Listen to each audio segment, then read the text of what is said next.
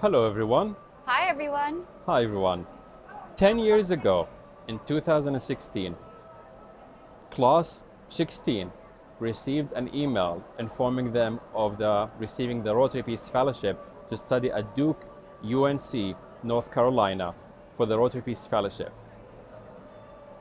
As part of that Class 16, Natalie Emery went to Duke University and studied at the studied at the program of International Development and Public Policy.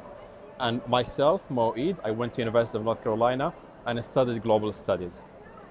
10 years later, Natalie is here with us on the site of the Rotary International Convention in Taipei, Taiwan. She was a keynote speaker this morning, spoke at the general session about her work, about the professional expertise and work she has been doing for the past 10 years or since her graduation. Natalie, welcome in Taipei. Thank you so much, Mo. I'm thrilled to be here. It's my first Rotary International Convention and it's been amazing so far. Wonderful, wonderful. We'll start with the most important question. What has been your most favorite dish or food you have tried in Taiwan so far? Well, actually, I've had amazing food, but something that I love is the oolong tea. It's absolutely delicious. What about you? Well, something similar to that. My favorite dish or drink so far has been the bubble tea. We call it back in the US boba tea, but here in Taiwan it's called bubble tea. And I actually got myself a pin of bubble tea. I love need it. To try that. Yeah, try the brown sugar bubble tea. That's the most popular. All right, Natalie, tell us about your work. 10 years ago, you applied for this fellowship. You had a plan in your mind. You wanted to do some work, probably study a certain topic or subjects. Have this journey been exactly as you have planned for it to be? Did it materialize as you thought it would? How your Peace Fellowship journey has been for the past decade? Thanks, Mo. That is such an interesting question because when I first applied for the Rotary Peace Fellowship, I was in South Africa. I was running a nonprofit organization that provided free IT training to unemployed youth and high school students. It was a project that had started off small in a few townships, but because the results were really amazing, we saw young people learning how to create websites and learning how to go online and search for jobs and then get jobs. It was growing across South Africa into neighboring countries like Zambia, Tanzania, Mozambique. It was an amazing project, and I loved it. But I had this question after doing this for several years about how can I increase my reach from, an individual impact to more systemic impact? How could I help not only one person at a time, but have a bigger scale? And that's when I started looking for an opportunity. I was looking for something and I came across the Rotary Peace Fellowship. Yes. To learn that policy. And that's why I selected Duke University, because the program focuses on policy and systems change. The journey has been very different than what I expected. From grassroots organizations and projects in rural villages in South Africa, to then going on this journey where I met 19 other Peace Fellows from all over the world working on a variety of projects. But when we were all united, we all had this vision of building a more just and peaceful society. It was an amazing experience. We shared information, we shared experiences, we shared lessons learned, we learned from each other. It was 2 years of profound learning, not only with the Peace Fellows, but with the Peace Center.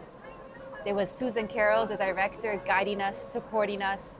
There were tough times when we were there for each other. Absolutely. Moments of loneliness or challenging times with exams.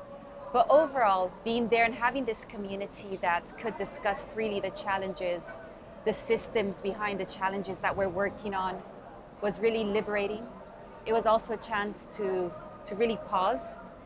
Oftentimes in our work, we are always operating in a crisis mode. And so this fellowship gave us the opportunity to step back from that urgency. Yes. And reflect on what we're working on and how we can do it better. And then discuss that with other Peace Fellows, with skilled faculty, with Rotarians who were there in the area and believed in us and guided us and shared those ideas. So it was a fantastic journey. What about you, Mo? How was your journey getting there to the Peace Fellowship? I mean, that sounds wonderful, what you have shared, Natalie. And I think I wholeheartedly agree with you. Maybe my journey was slightly different because I was at UNC and you were at Duke. There is all that competition between the two universities, but we were still able to get together and work in peace together and Yeah. be a Peace Fellows. But similar to that, and you mentioned the great people that we have came across and worked with, our center director or past center director now, Susan Carroll. And I would give shout out also to the classes that we have overlapped with as part of the program. The class before us, class 15, we are class 16, and class 17 that came after us as well. That was a wonderful group of people. They have been cheering for you as well as being on the main stage today all day and leading up to this event. And what a wonderful way to be here together 10 years after receiving the fellowship to reflect on that. And similar to what you have shared, my journey did not exactly go as I wanted it to be structured or I have thought or imagined it would go. And in a very positive way. I think once I started the fellowship journey, the amount of professional development, knowledge, intellectual engagement, training and field expertise that was shared with me and was offered to me as part of the fellowship, all funded by the fellowship, was amazing. And it was instantly the start of the fellowship. There was immediate professional growth there. And I would be really wrong if I say that I remained glued to my original plan and my imagination of how the fellowship would go and what the outcomes of the fellowship would be.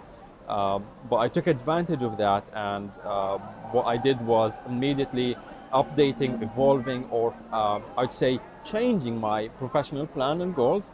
I was hoping that once I complete the program, I will return back home and work in the Middle East in person. That was my hope there because I grew up in the Middle East. But when I graduated in 2017, the pandemic hit in the US.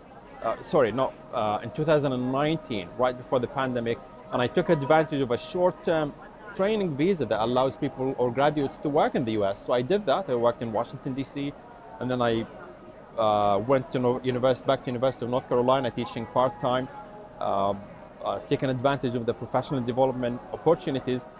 And then the pandemic hits, and then I stayed in the US, and then suddenly Rotary was recruiting a position for someone to support the Peace Centers program with a specific focus on the Middle East and North Africa. And immediately I thought that was a calling for me. So I applied, I ran for that, and I was super excited and super happy and grateful that Rotary welcomed me again as a staff member that time, and not just a Peace Fellow in that round. So that has how my journey has evolved and changed as well.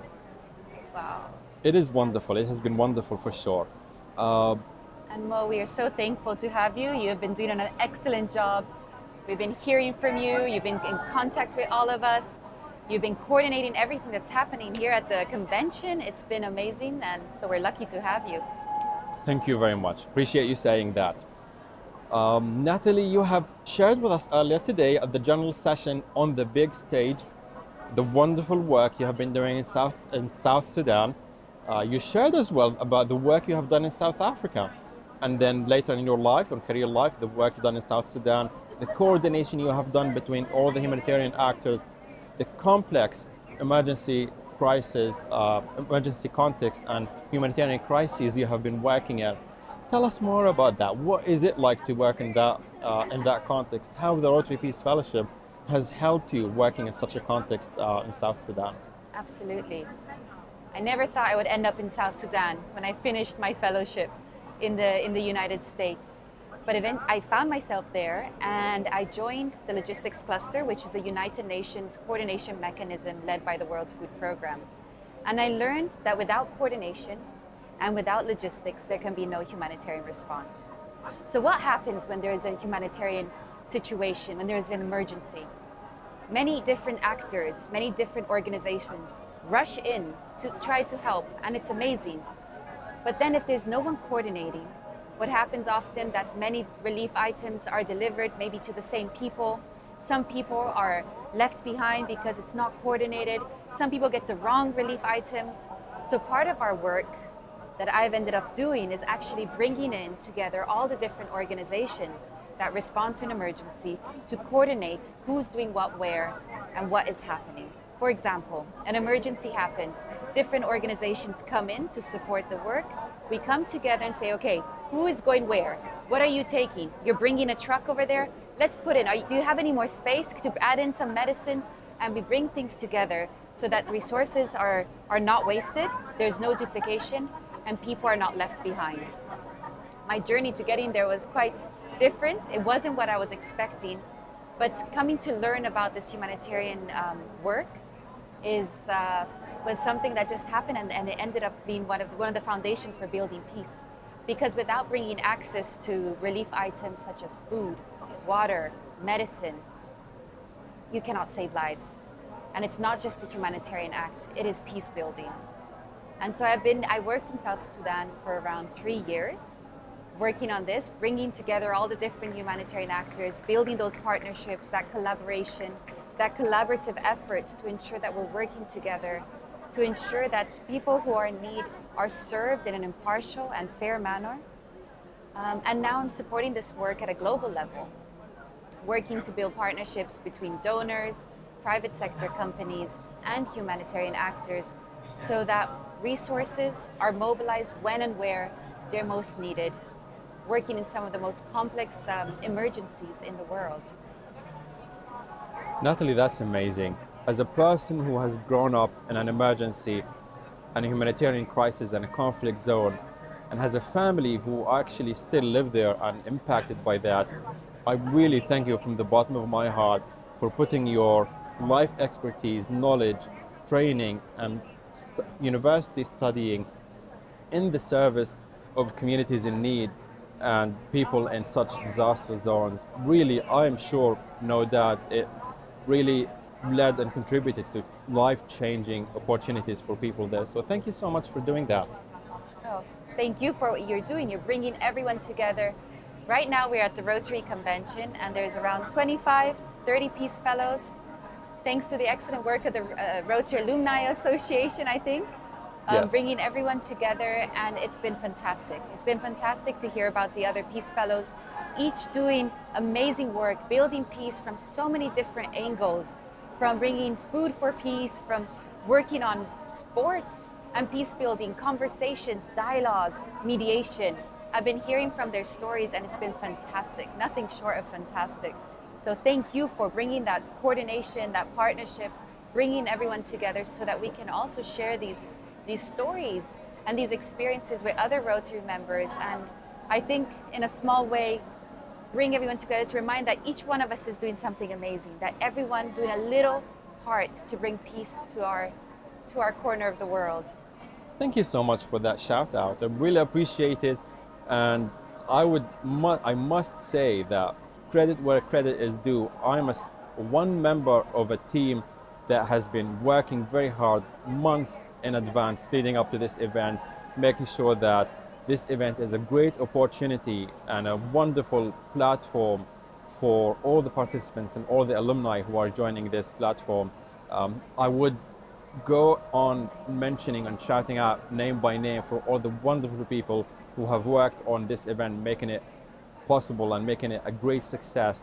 But I would take hours or long time doing that, and we'd still miss important people who have contributed to that. Natalie, speaking of the Alumni Association, how can we bring in more Peace Fellows like us?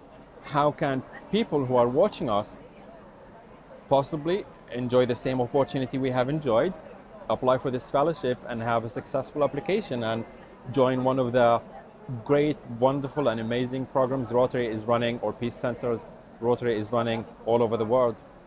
That's an excellent question, Mo. When I first heard about the Peace Fellowship, it was almost by accident. I had a friend who was working in Washington, D.C. who told me about this and told me to apply, but I had never heard about it before. It was brand new to me, and it's such an amazing and life-transforming program. So I think first things first, people need to know about this. There are some amazing people out there, peace builders, grassroots organizers who need to know about this program, who need to be able to apply and be part of it. So I think the step number one is sharing information. Everyone who knows about the peace program, share that information with your network, online, social media, however you can, by email, share that information, because we need the people who need to be part of this program to hear about this. That's number one. And if you yourself are looking to become a Rotary Peace Fellow, please apply. It is life-changing. It really gives you the tools, the knowledge, the connections that you need to succeed in what you're doing. And not only that, it gives you the ideas, the innovation. It really opens your mind to other ideas and more solutions. So if you're looking to apply, please do apply. Go on the website, find information, but also link up with us. There are so many of us Rotary Peace Fellows that are really happy to share tips and techniques for the application process or guide you through it as much as we can. So connect with us. Absolutely. We want you to succeed. We want this to grow as a network and have all the experts and professionals all over the world working for peace and community development. Natalie, I must say, or I must share with you, I had a friend recently whom I referred to the fellowship, and they were doing the application themselves. One thing they shared back with me was that the application had many questions, and they felt at the beginning that the eligibility requirements and the description of the application and the fellowship and the essays they have to write, it seemed a little bit intimidating to them. And they asked me for some advice and some suggestions, and I gave them some tips, and I worked with them to guide them through the process. What tips do you have for making a strong application? Sitting down on the desk and at the desk and writing down the application, or maybe at your computer and filling up the application. Do you have any secrets, if there are any, that you want to share with the future Peace Fellows? I would say number one, Mo, speak from the heart. Tell us your life experience. Why are you doing what you're doing? Why are you building peace? Why are you committed to making your part of the world a bit more peaceful, a bit more just? Tell us, speak from the heart. You don't need to be an eloquent speaker or writer. I definitely wasn't. Okay. Good to know. Tell us why. Tell us why you're doing what you're doing. What motivates you? What gets you out of bed in the morning? Mm-hmm. Be honest. Tell us your vision, and share that. That's the best. That's wonderful. Speak from the heart. I love that. Would you suggest that people use AI to seek answers for them some of the questions? Absolutely not. I wouldn't recommend that. When I applied, and it was 10 years ago, and there was there wasn't AI. But I think if you use AI, from what I've seen, it becomes a generic kind of conversation. Yeah. And what we really want to hear from you, and the people going through the application, they want to hear your personal story. They want to hear your voice. And so using AI would take that away. So I do not recommend it personally. Yes. I don't know.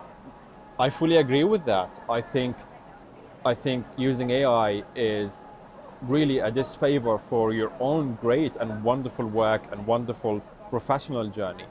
I think, as Natalie said, speak from your heart. This is the golden tip. And when I did my application, I think I looked at the application, and it was still actually done on online. So, but as you said, AI wasn't a thing back then. And I read the questions and I read the application. I got a general idea about it, and I split my time to have a part of my homework or due diligence to look up Rotary, look up the Rotary International, Rotary Foundation, the Rotary clubs, to learn about the network itself, and then look up the university and learn about it. And once I was done with the information collection and research, I sat down to myself, closed my eyes in a meditative point, and I asked myself, what do I want out of this opportunity? What do I want to share with those people who are going to select me for this wonderful opportunity? Would I be worthy of it? Would it would be a great employment or use of their resource? And then I started writing down or filling up my application right from the heart, speaking about my experience and my professional journey. And I think that's a great way to apply for the fellowship and to share your authentic voice with with the selection committee. So glad you got here and you were selected, Mo. So glad we both did. Well, thank you very much. I appreciate your time. Thank you. And we look forward to seeing you as part of the Rotary Peace Fellowship and seeing you in the alumni. Absolutely, absolutely. Thank you very much. Thank you. Goodbye, Bye. all.